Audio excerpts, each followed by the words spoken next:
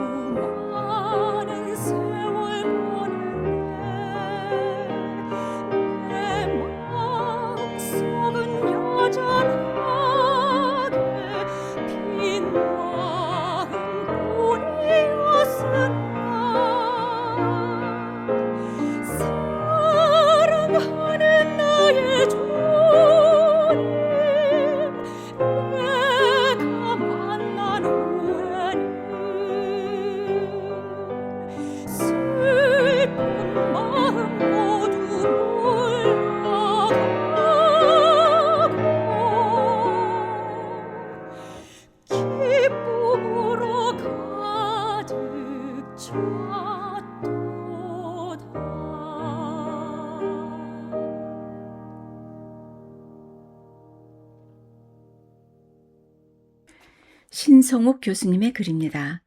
이신칭의는 정확한 성경적 개념인가? 믿음이란 단어는 기독교 신앙에서 아주 중요한 단어로 자리매김하고 있다. 무엇보다 구원과 관련하여 가장 중요한 단어 중 7위에 해당할 정도로 믿음은 기독교인에게 필수적인 용어라 할 수 있다. 우리가 어떻게 구원을 받는가라는 질문을 던지면 거의 대부분의 신자들은 믿음으로 구원을 받는다라고 답할 것이다. 이를 뒷받침하는 성경 기절들이 즐비하다. 대표적인 구절이 무엇일까? 요한복음 3장 16절 말씀, 하나님이 세상을 이처럼 사랑하사 독생자를 주셨으니 이는 그를 믿는 자마다 멸망하지 않고 영생을 얻게 하려 하심이라. 사도행전 16장 31절 말씀, 주 예수를 믿으라. 그리하면 너와 네 집이 구원을 받으리라. 로마서 5장 1절 말씀, 그러므로 우리가 믿음으로 의롭다 하심을 받았으니 우리 주 예수 그리스도로 말미암아 하나님과 화평을 누리자. 위의 세 구절은 우리가 믿음으로 받았다는 사실을 알려주는 대표 구절들이다. 그러나 심히도 염려스러운 점 하나가 있으니 이는 믿음으로 구원받는다는 개념이 성경적으로 정확하지 않다는 것을 아는 이가 별로 없다는 사실이다. 이와 관련하여 이안 머레이가 아주 중요한 말을 했다. 우리는 믿음 때문에 구원받는 것이 아니라 믿음을 통해 구원받는다. 우리를 구원하는 것은 믿음이 아니라 그리스도이시다. 우리가 구원받는 직접적인 원인은 그리스도 때문이고 믿음은 구원의 수단 역할을 한다는 뜻이다. 원인과 수단이다. 정확하게는 믿음은 구원의 원인이 아니라 구원을 받는 수단이다 라고 말할 수 있다. 다시 말하면 그리스도는 우리 구원의 원인이시며 믿음은 그것을 받는 수단이다 라고 표현할 수 있다. 우리는 종종 순서를 거꾸로 생각한다. 먼저 자신의 믿음을 점검하기 시작한다. 내 믿음이 구원에 충분히 강한가? 내 믿음이 충분히 진실한가? 내 믿음이 하나님을 붙들기에 충분히 큰가? 그러다 보면 어느새 구원이 그리스도가 아니라 자기 자신에게 달려있는 것처럼 느껴진다. 마치 내 믿음의 질에 달려있고 내 믿음의 강도에 달려있고 얼마나 내가 하나님을 굳게 붙들고 있는가에 달려있는 것처럼 말이다. 믿음은 구원자가 아니다. 믿음은 단지 하나님의 선물을 받아들이는 빈손일 뿐이다. 만일 우리가 자신의 믿음을 신뢰하기 시작했다면 그 순간 우리는 그리스도를 신뢰하는 것을 멈춘 것이다. 믿음의 강도보다 훨씬 중요한 것은 믿음의 대상이다.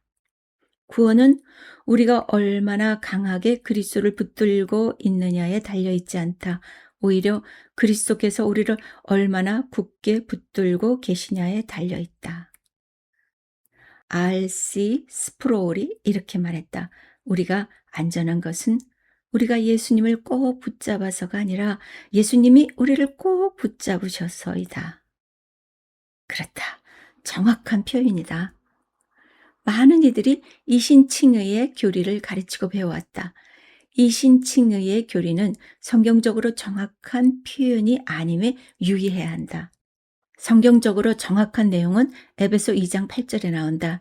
너희는 그 은혜에 의하여 믿음으로 말미암아 구원을 받았으니 이것은 너희에게서 난 것이 아니요 하나님의 선물이라. 여기에 중요한 단어 둘과 전치사 둘이 나온다. 이를 영어로 표현하면 다음과 같다. For by grace are ye saved through faith, and that not of yourselves. It is the gift of God. 여기에 중요한 단어 둘과 전치사 둘이 나온다. By grace, through faith. 이 말이다. 우리가 구원받는 것은 은혜에 의해서, 믿음을 통하여 라고 정확하게 구분해서 묘사하고 있다. 우리가 구원받는 직접적인 원인은 하나님의 은혜에 의해서다. 믿음은 수단의 역할을 할 뿐이다. 때문에 정확하게 표현하자면 이신칭의가 아니라 이은칭의 또는 이은득구라고 말해야 한다. For by grace are ye saved through faith. 이 구절을 정확하게 표현하면 다음과 같다. 듣고 이은 통신. 뭐든지 개념거리가 중요하다. 무엇보다 성경에 언급된 중요한 진리나 교리에 대해선 개념부터 정확하게 파악해서 정리해야 한다. 그래야 온전한 믿음을 가질 수 있기 때문이다.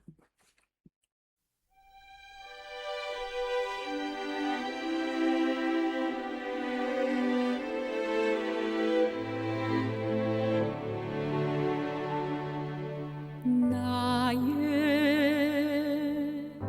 힘이 되신 여호와여, 내가 주를 사랑하나이다.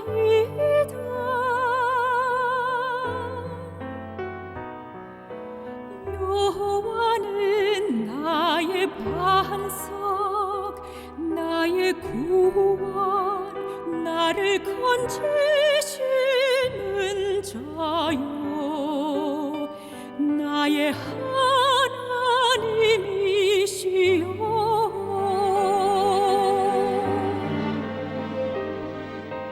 나의 힘이 되신 여호와여, 내가 주를 사랑하나이다.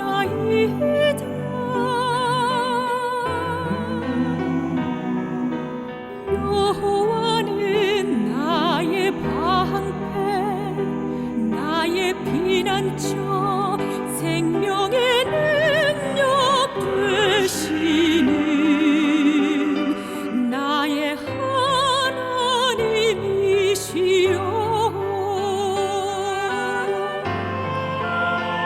나의 왕, 나의 노래, 나의 영광, 나의 주, 내 의의 하나님,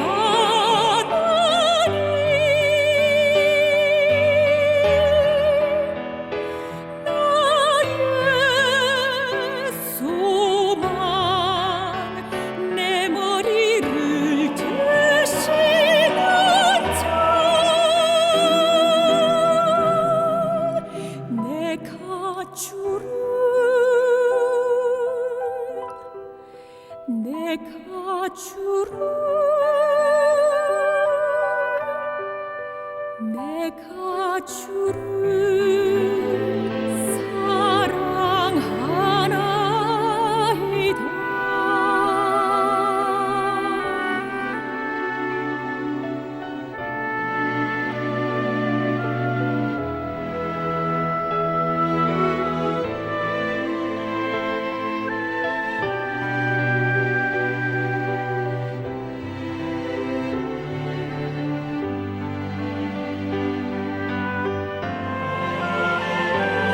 나의 왕, 나의 노래, 나의 영광, 나의 주, 내 의의 하나님,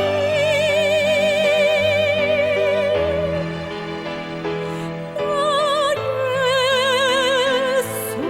소망, 내 머리를 드시는 자, 내가 주를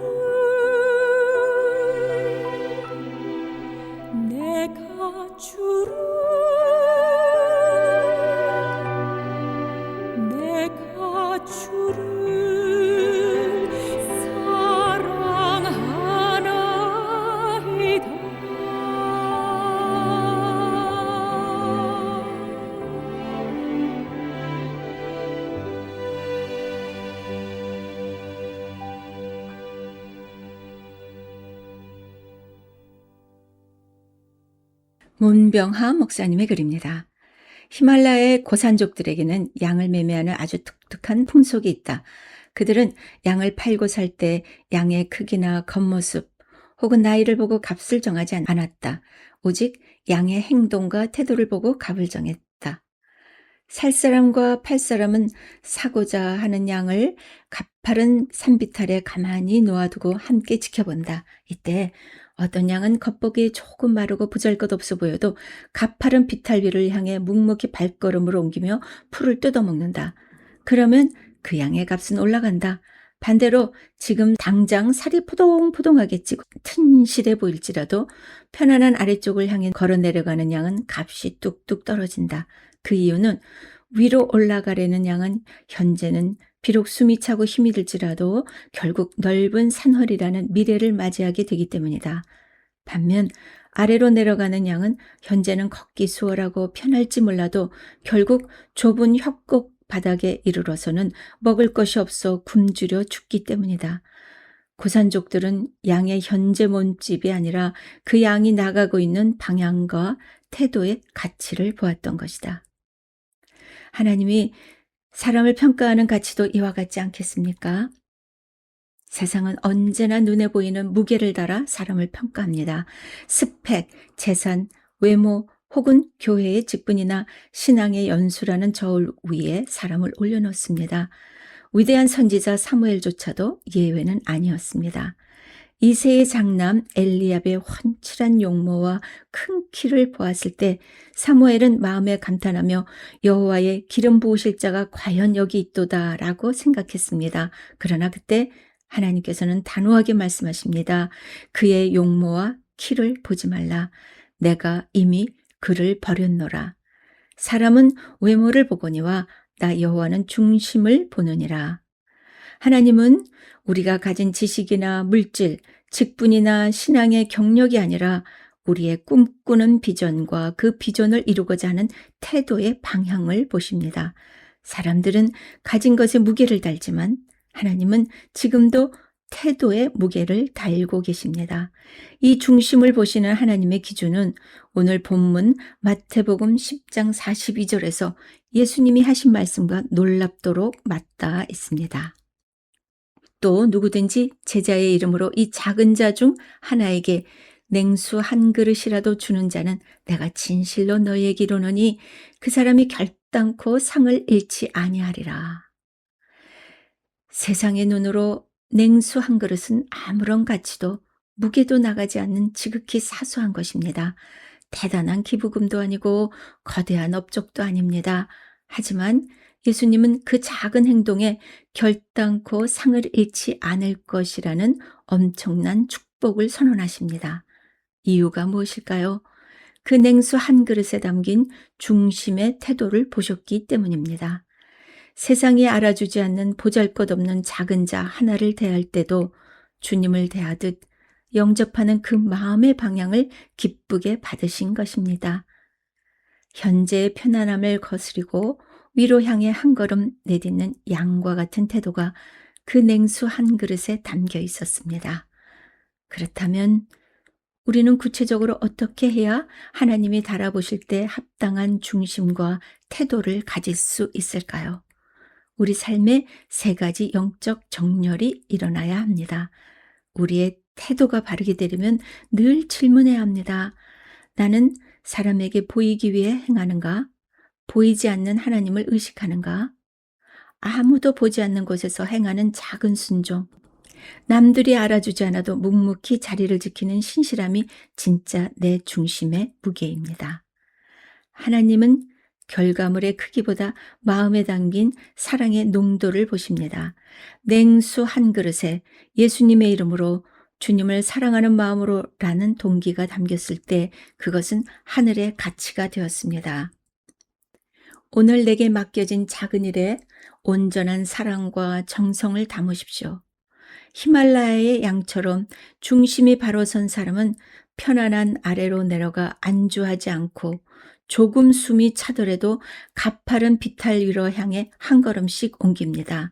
내가 옛날에는 열심히 했었는데 라는 과거의 무게에 기대어 안주하지 마십시오.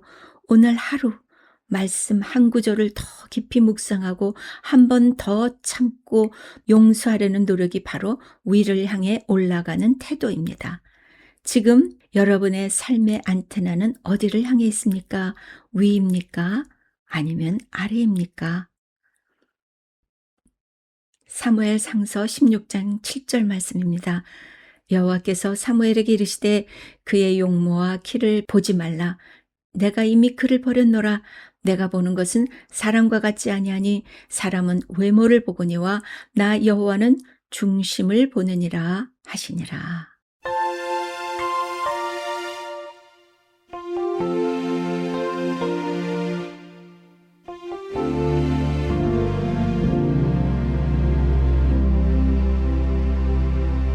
나의 앞에 계신 주님, 나의 눈동자에 주 있게 하소서. 나의 머리 위에 계신 주님, 나의 머리 들어 주 바라보게 하소서. 나의 앞에 계신 주님, 나의 눈동자에 주 있게 하소서. 나의 머리 위에 계신 주님, 나의 머리 들어 주 바라보게 하소서. 나의 주 앞에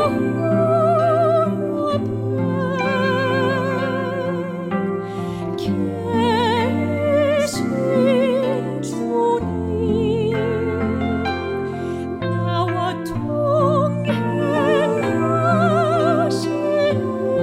동행하시는 주 알게 하소서.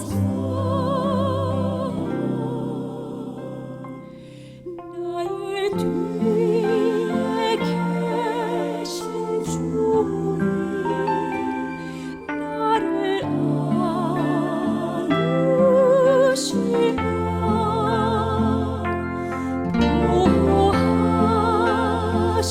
보호하시는 주 의지하게 하소서.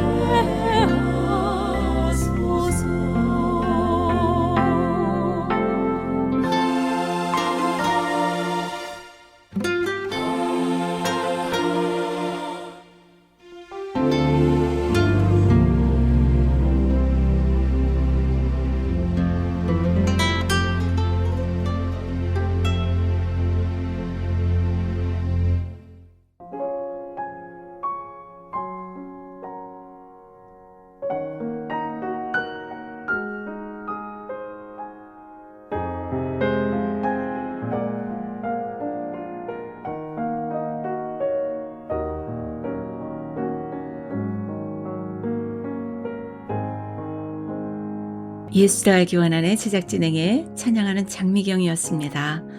다음 주에 만나요. 샬롬.